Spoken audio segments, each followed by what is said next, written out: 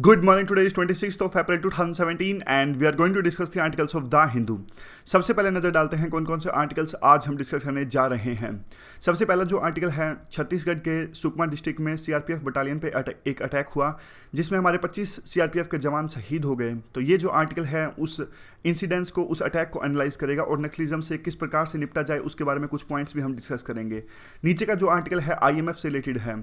IMF में देखिए, अब डेवलपिंग जो कंट्रीज हैं जैसे कि इंडिया, उन्होंने अच्छी खासी ग्रोथ रजिस्टर कर ली है, तो उनका जो कोटा है आईएमएफ के अंदर में, उनको कोटे को बढ़ाना चाहिए। और बीच का जो आर्टिकल है ये भी काफ़ी इंपॉर्टेंट आर्टिकल है।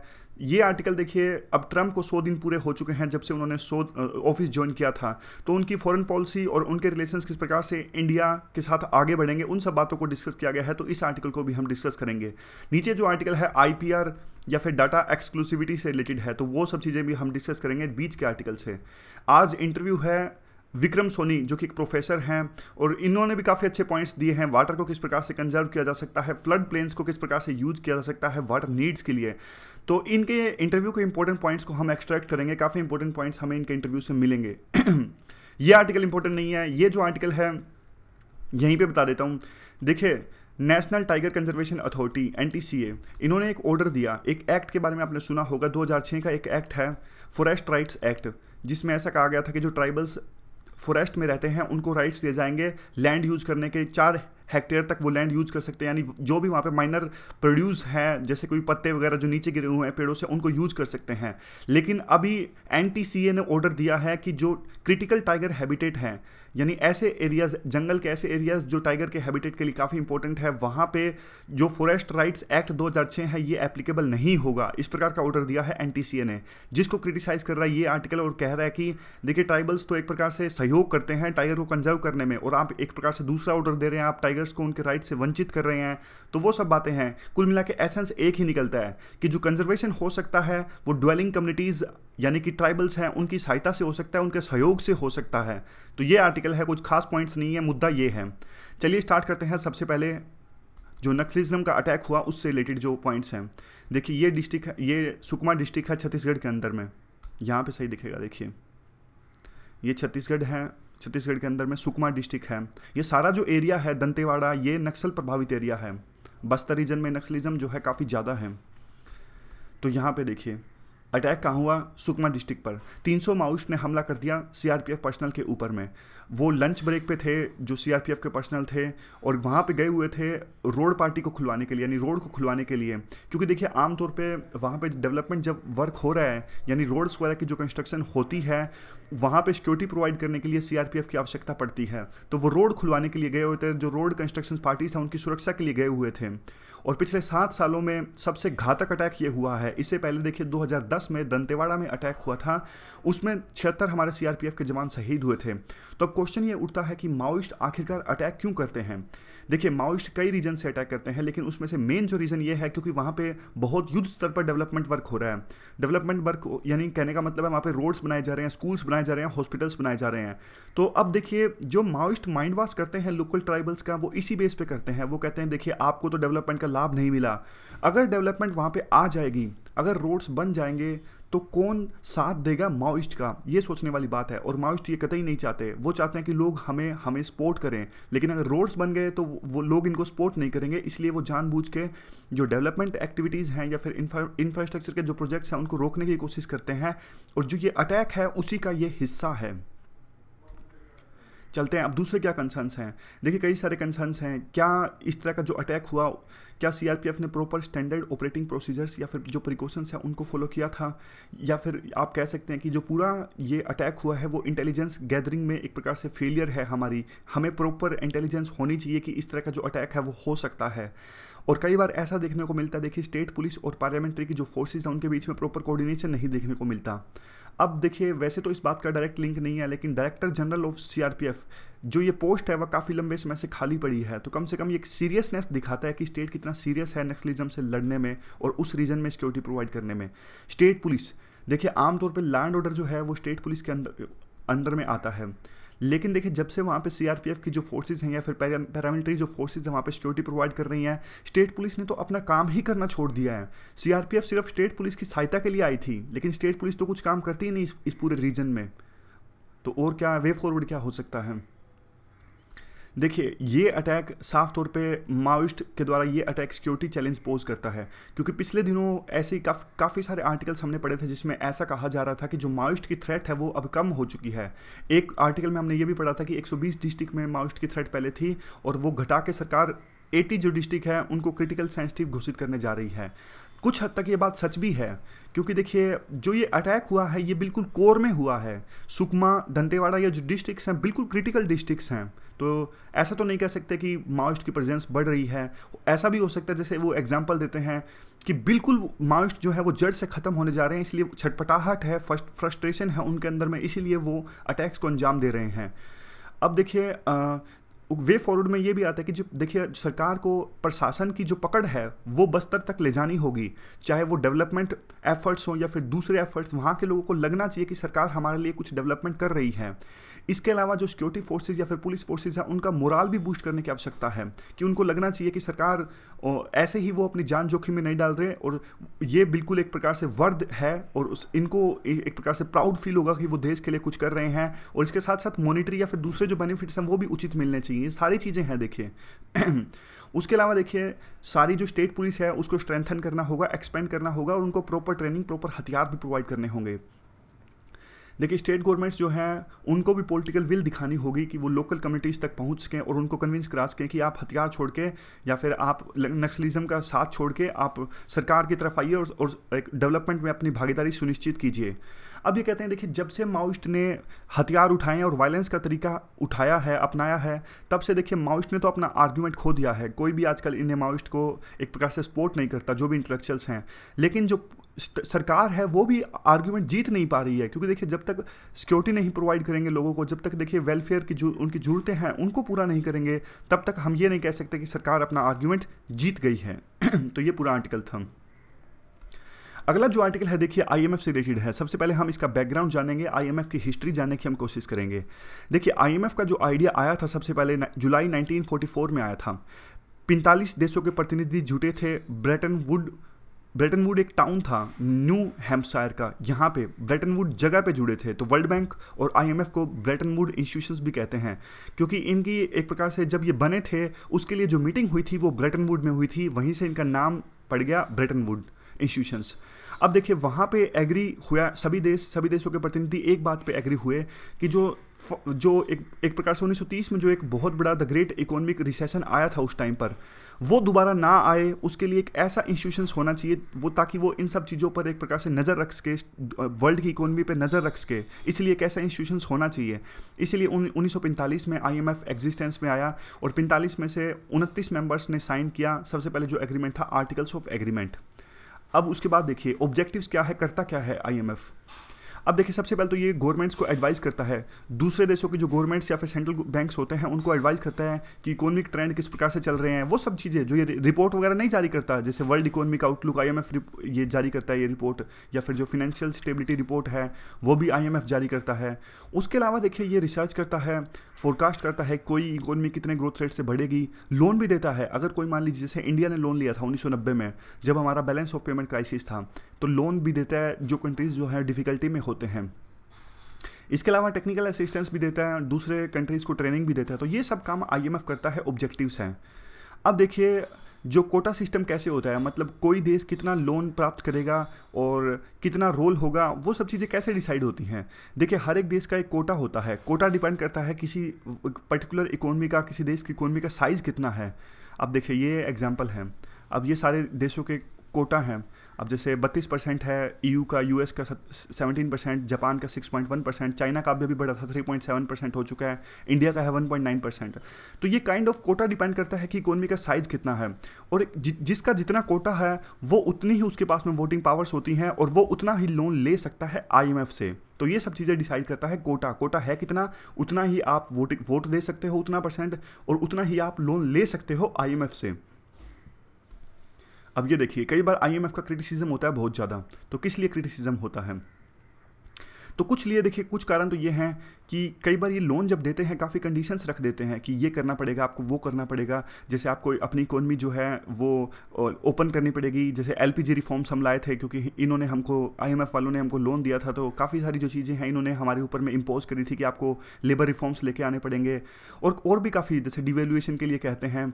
और कई बार क्रिटिसिज्म ये होता है कि ये जो क्राइसिस आते हैं, जैसे 2008 का क्राइसिस आया, उसे भी नहीं रोक पाए आईएमएफ वाले, जबकि इनका काम ही ये था कि वर्ल्ड इकोनॉमी में देखना कि अगर कोई क्राइसिस ना जाए, जबकि ये पहले से प्रेडिक्ट नहीं कर पाए।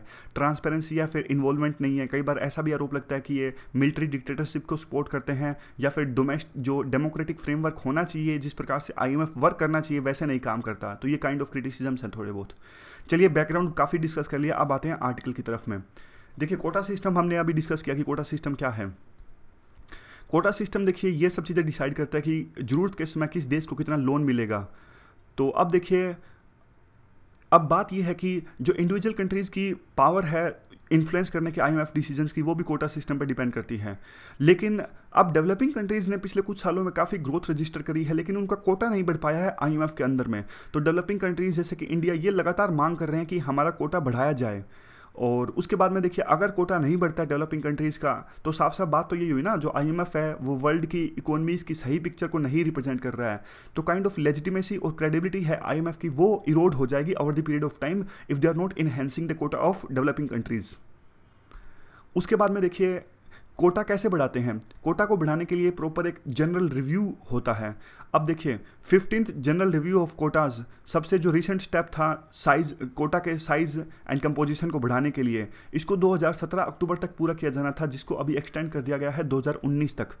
अब देखिए, इससे पहले जो कोटा रिव्यू हुआ था 14th general review of Kota's, उसमें जो ओवरऑल साइज है कोटाज को बढ़ा दिया गया था। पहले ये 329 बिलियन था, इसे बढ़ा के 659 बिलियन कर दिया गया है। इसके अलावा 6% एडिशनल जो कोटा था वो डेवलपिंग वर्ल्ड को मिल गया है। देखिए, अब पहले तो सिर्फ आईएमएफ था जहाँ से लोन मिल सकता था, लेकिन अब तो काफ़ी सारे इंस्टीट्यूशंस हैं, आईएमएफ के कंपीटिटिंग इंस्टीट्यूशंस भी आ चुके हैं। अब जैसे कि मैं आपको एग्जांपल दूं, तो जैसे न्यू डेवलपमेंट बैंक्स है ब्रिक्स का, या फिर एशियन इंफ्रास्ट्रक्चर इन्वेस्टमेंट बैंक, ये दोनों बैंक्स जो हैं, चाइना की भागीदारी ज़्यादा है इसमें। मतलब न्यू डेवलपमेंट बैंक जो है, हालांकि वो तो इक्वल टर्म्स पे है, ब्रिक्स के द्वारा बनाया गया है, लेकिन AIIB जो है ये काइंड ऑफ चाइना का इनिशिएटिव है। क्योंकि देखिए, चाइना का कोटा भी काफ़ी कम है, सिर्फ 3.7%। चाइना भी चाहता कि हमारा कोटा बढ़े, लेकिन बढ़ाते नहीं है आईएमएफ वाले, इसीलिए चाइना ने खुद का बैंक बना लिया जिसका नाम है एशियन इंफ्रास्ट्रक्चर इन्वेस्टमेंट बैंक। अब देखिए, वैसे तो आईएमएफ जो है वो लेंडर ऑफ लास्ट रिसोर्ट है, लेकिन अब बाकी कंट्रीज़ को अगर लोन मिलेगा ही नहीं आईएमएफ से, तो डेफिनेटली वो दूसरे ऑप्शंस की तरफ जाएंगे, चाइना की तरफ जाएंगे, या फिर चाइना के द्वारा जो इंस्टीट्यूशंस बनाए गए हैं उनके पास जाएंगे अपने इंफ्रास्ट्रक्चर लोन्स के लिए। आप एग्जाम्पल ले लीजिए, आप हमारे आसपास के कंट्रीज़ ले लीजिए, देखिए बांग्लादेश, मालदीव, श्रीलंका, ये सब जाते हैं चाइना के पास में और चाइना के इंस्टीट्यूशंस के पास में लोन लेने के लिए, क्योंकि उनको पता है आईएमएफ तो देगा नहीं एक लेवल के बाद में ज़्यादा, तो अगर इंफ्रास्ट्रक्चर को बूस्ट करना है तो लोन लेना पड़ेगा। वे फॉरवर्ड में क्या आता है, देखिए आईएमएफ को अपना जो पावर स्ट्रक्चर है वो जो कि काफ़ी एसिमेट्रिक है, इसको चेंज करना पड़ेगा, और जो आउटडेटेड कोटा सिस्टम है इसको भी चेंज करना पड़ेगा। और इसके अलावा देखिए, चाहे स्लोली या फिर स्टीडीली हो, अगर ऐसा नहीं किया गया तो धीरे धीरे जो आईएमएफ है वो इररिलेवेंट हो जाएगा पूरे वर्ल्ड इकोनॉमिक स्ट्रक्चर से।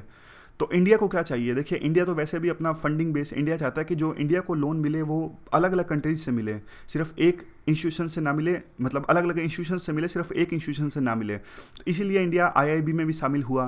तो इंडिया वैसे भी देखिए बोल्ड डिसीजंस के लिए माना जाता है, एटलीस्ट इंटरनेशनल इंस्टीट्यूशंस को लेकर जब नेगोशिएशंस होती है, चाहे वो आप क्लाइमेट चेंज की नेगोशिएशन ले लीजिए या फिर WTO में ले लीजिए, इंडिया को माना जाता है कि इंटरनेशनल इंस्टीट्यूशंस में इंडिया एक अच्छी भागीदारी सुनिश्चित करता है।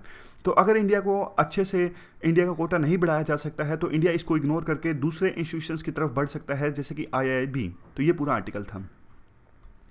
अगला जो आर्टिकल है वो ट्रंप से रिलेटेड है।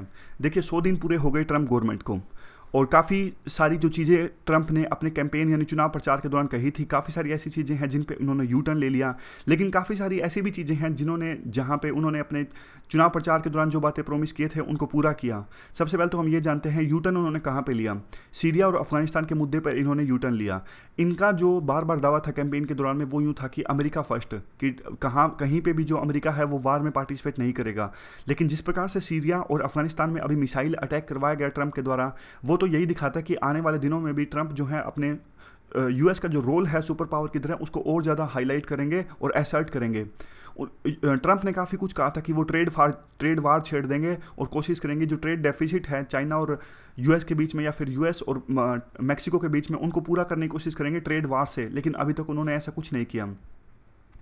अब देखिए चाइना जो है एक प्रकार से करेंसी मैनिपुलेटर है, ऐसा उन्होंने आरोप लगाया था अपने कैंपेन के दौरान में, लेकिन अभी जो है वो चाइना के राष्ट्रपति से पूरे खुश होकर मिले और एक प्रकार से चाइना के राष्ट्रपति को प्लीज़ करने की कोशिश करी। तो अपने पुराना जो उनका स्टैंड था, जिस प्रकार से उन्होंने आरोप लगाए थे चाइना पे, अब वो मुकर गए हैं उससे।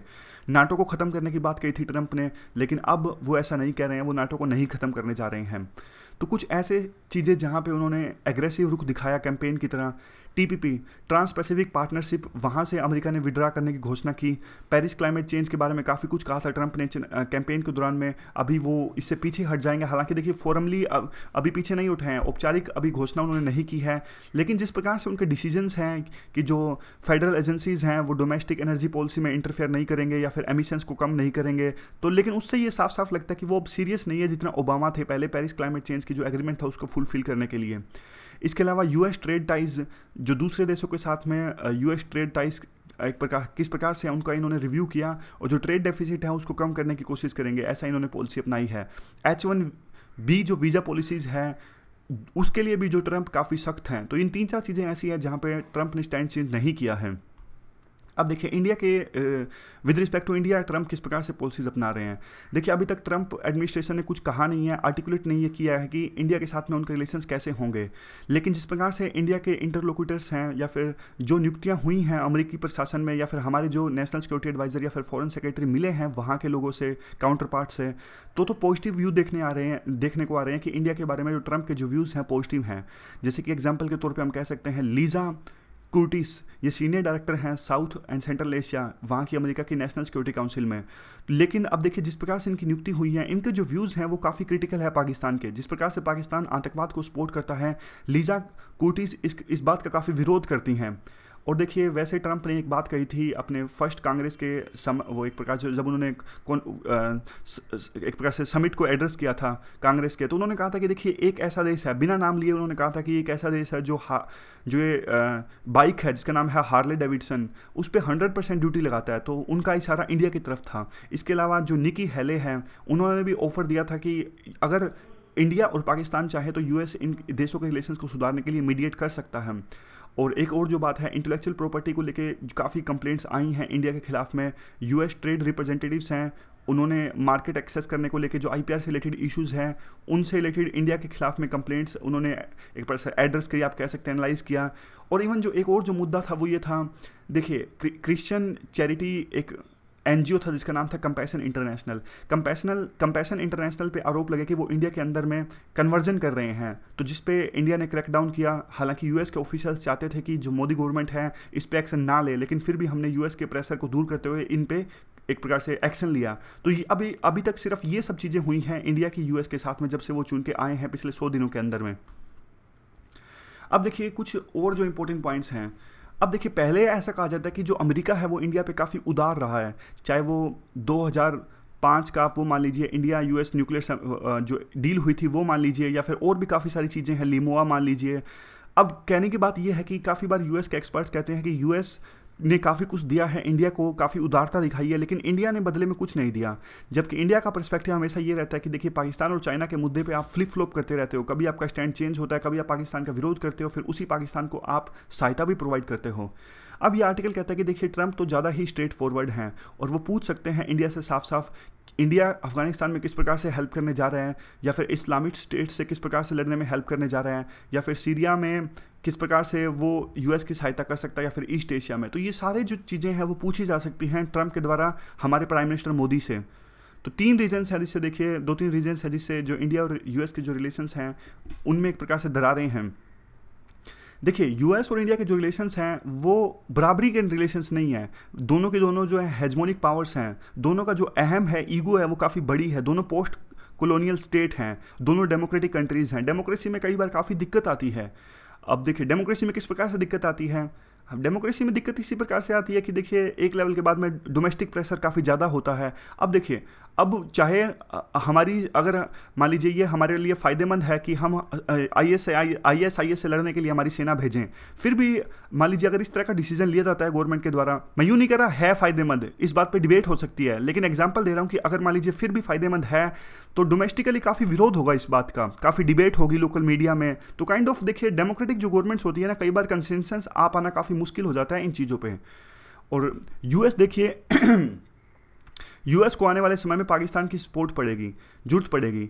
क्यों? क्योंकि देखिए अब जिस प्रकार से अटैक किया अफगानिस्तान में, वहाँ पे उन्होंने एक जो न्यूक्लियर बॉम्ब के बाद में सबसे बड़ा जो बॉम्ब है वो गिराया अफगानिस्तान के एक एरिया में। इससे साफ साफ ये संकेत हैं कि अफगानिस्तान में अभी रहेगा अमेरिका, और जब तक अमेरिका अफगानिस्तान में रहेगा तब तक पाकिस्तान की जरूरत पड़ती रहेगी। क्योंकि देखिए अफगानिस्तान और पाकिस्तान का बॉर्डर बिल्कुल मिला हुआ है, और पाकिस्तान काफ़ी सपोर्ट करता है अफगानिस्तान के टेररिस्ट को, यानी तालिबान को।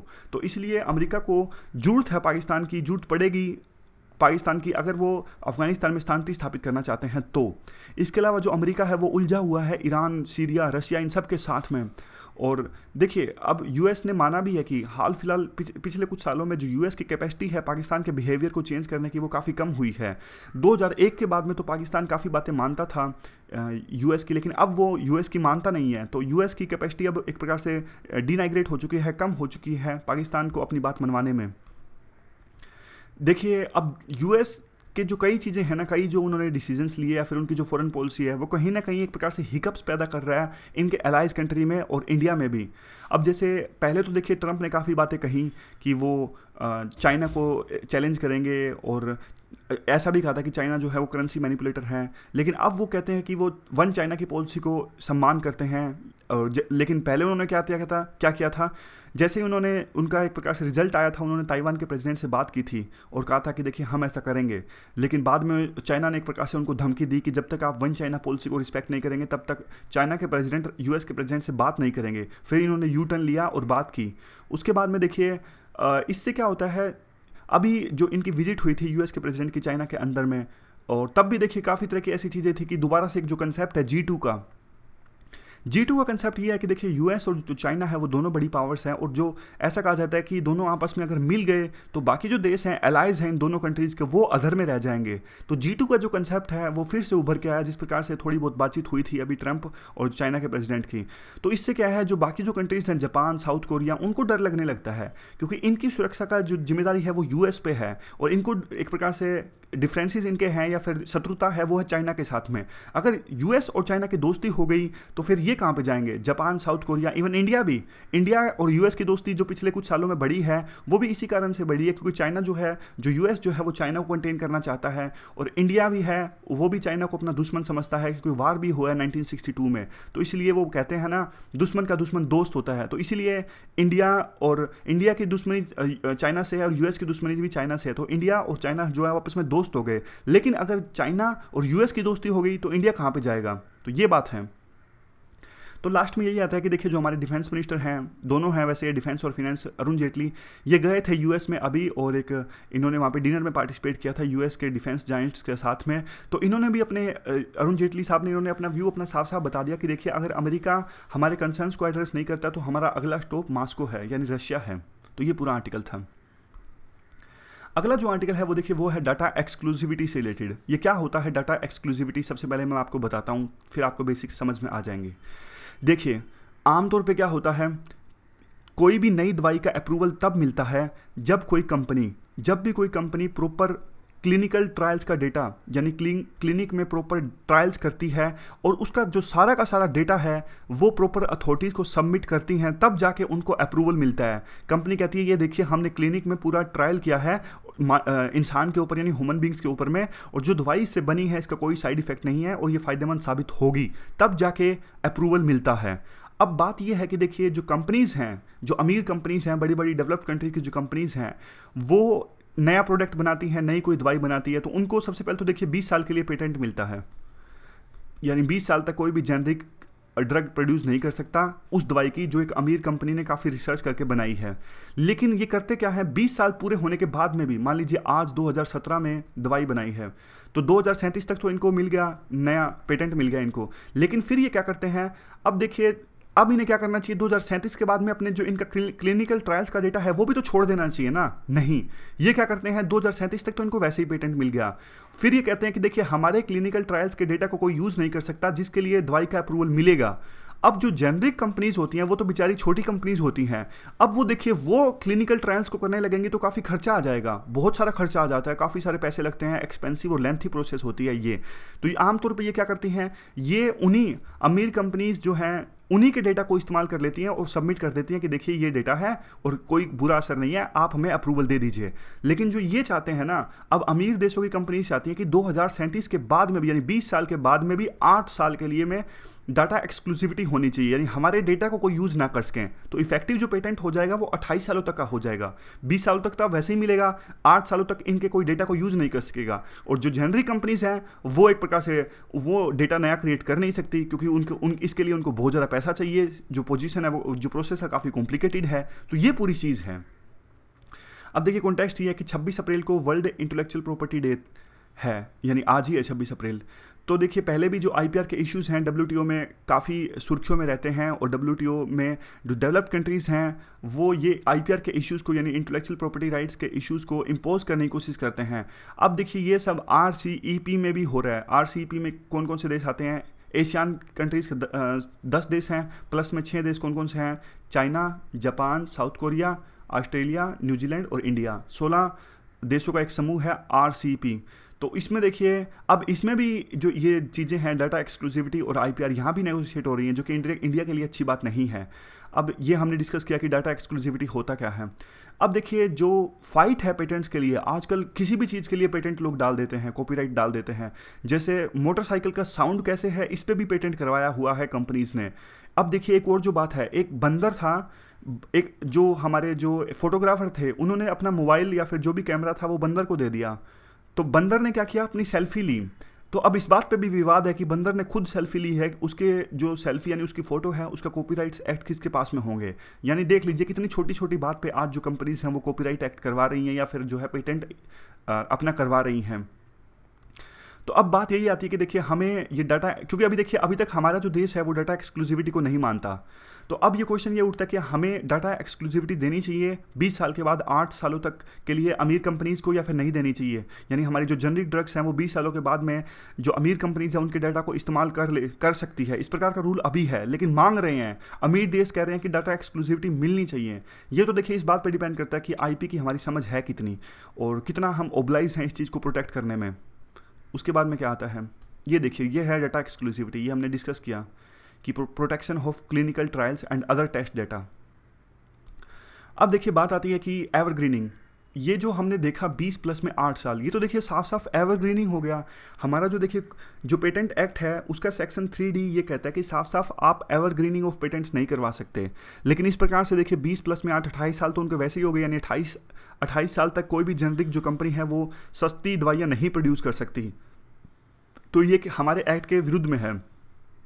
अब बात आती है कि देखिए इंडिया जो है वो ये जो है डाटा एक्सक्लूसिविटी अभी तक ऑफर नहीं करता, और हमारे देश में तो ऐसा होता है कि जो भी डेटा पब्लिक डोमेन में अवेलेबल है जनरली कंपनीज उस डेटा का इस्तेमाल कर सकती हैं ड्रग्स की अप्रूवल लेने में। फिर अब ये कहते हैं कि देखिए अब एक जो उनका तर्क होता है कंपनीज़ का, अमीर कंपनीज़ का, वो कहते हैं कि देखिए काफ़ी खर्चा हमने किया है इस दवाई को बनाने में, तो हमें डाटा एक्सक्लूसिविटी मिलना चाहिए, काफ़ी खर्चा हमने किया है क्लिनिकल ट्रायल्स को करने में, जो कि तर्क सही नहीं है। देखिए जो ऑटोमेटिव कंपनीज़ हैं, यानी जो कार या फिर दूसरे जीप वगैरह जो कंपनीज़ बनाती हैं, वो देखिए पैसेंजर जो होते हैं उनकी सेफ्टी को इंश्योर करने के लिए काफ़ी तरह के ट्रायल्स करते हैं और उनका भी काफ़ी खर्चा होता है। लेकिन आज तक उन्होंने कभी इस प्रकार के डेटा पे उन्होंने कुछ भी ऐसा क्लेम नहीं किया कॉपीराइट जैसा। तो देखिए फिर ये क्यों कर रहे हैं, जो दूसरी जो कंपनीज हैं दवाइयों से रिलेटेड वो क्यों करती हैं। अगर ऐसे सब हर चीज़ में पेटेंट होने लगे, अगर डेटा पे पेटेंट होने लगे, तो फिर तो देखिए बिजनेस होगा ही नहीं, फिर तो एक प्रकार से बिल्कुल प्रॉफिट होने वाली बात हो जाएगी। गरीब लोगों को क्या होगा जिनको दवाइयाँ चाहिए।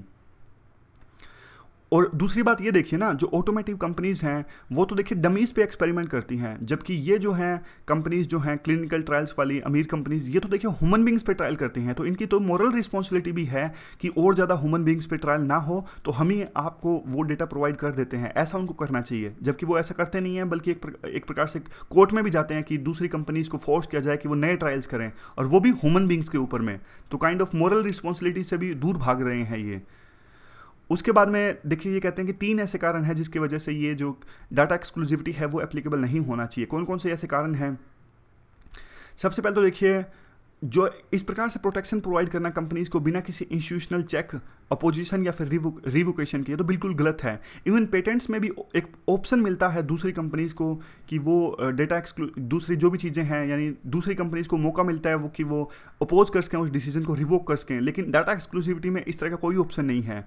और दूसरा, यूएस के सुप्रीम कोर्ट ने कहा मायो वर्सेस प्रोमेथेनियस केस में, इन्होंने कहा कि देखिए पेटेंट जो प्रोटेक्शन है वो मिलनी चाहिए बायोलॉजिकल कोरिलेशंस के लिए, और ये एक्सटेंशन ऑफ नेचुरल लॉ है।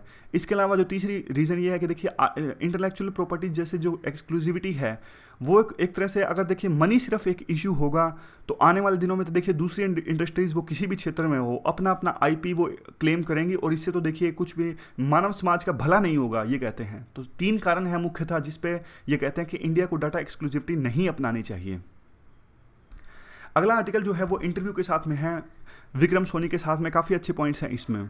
ये कहते हैं कि देखिए यमुना के जो फ्लड प्लेन्स हैं, मान लीजिए ये यमुना रिवर्स हैं, और मान लीजिए अगर पानी बढ़ गया तो इस रीजन तक फ्लड आ सकती है। अभी खाली है लेकिन पानी बढ़ने पे यहाँ पे बाढ़ आ सकती है। तो ये खाली पड़े रीजन्स को हम कहते हैं फ्लड प्लेन्स, जहाँ पानी नहीं रहता आमतौर पे, लेकिन अगर नदी में बाढ़ आती है तो वहाँ पे पानी जाता है, तो वो कहलाते हैं किसी भी नदी के फ्लड प्लेन्स।